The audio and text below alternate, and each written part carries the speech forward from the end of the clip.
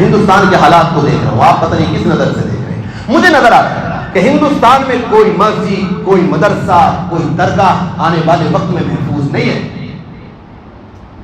ایسے وقت میں مزید مساجد بنانے کی ضرورت بالکل نہیں ہے. جو ہے ان کی حفاظت کر لو بس، اگر کر سکتے ہو. ورنہ پتہ ہی چلے گا کہ 1947 کی طرح مسلمان اپنی مسجدیں چھوڑ کر کے بھاگ گئے اور وہ مسجدیں آج ویران پڑی ہوئی ہیں، ان میں قبلے پترے ہیں، ان میں کوئی اذان تک دینے والا نہیں ہے. پرسوں دلی کی بات میں بتاؤں، 700 سال پرانی مسجد تھی، علاء الدین خلجی کے زمانے کی، سلطان شمس الدین التمش رحمۃ اللہ علیہ کے زمانے کی، جنہوں نے قطب مینار بنائی تھی، ان کے زمانے کی مسجد تھی. رات کو 2 بجے بلڈوزر پہنچتے ہیں اور 4 بجے پوری مسجد کو گرا کر کے واپس چلے جاتے ہیں. کیا کر لیا ہم نے؟ ہم بابری مسجد پہ لڑ گئے، اب گیان بابی پہ لڑ رہے ہیں، وہ مسجد گرا کے بھی چلے گئے.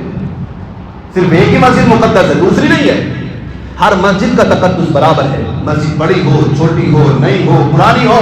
اگر ہم حفاظت کر سکتے ہیں تو مسجد بنائیں، نہیں حفاظت کر سکتے تو خدا کے لیے مسجدوں کا نام نہ لے بنانے. دوسرے بہت کام پڑے ہیں وہ کر لیں.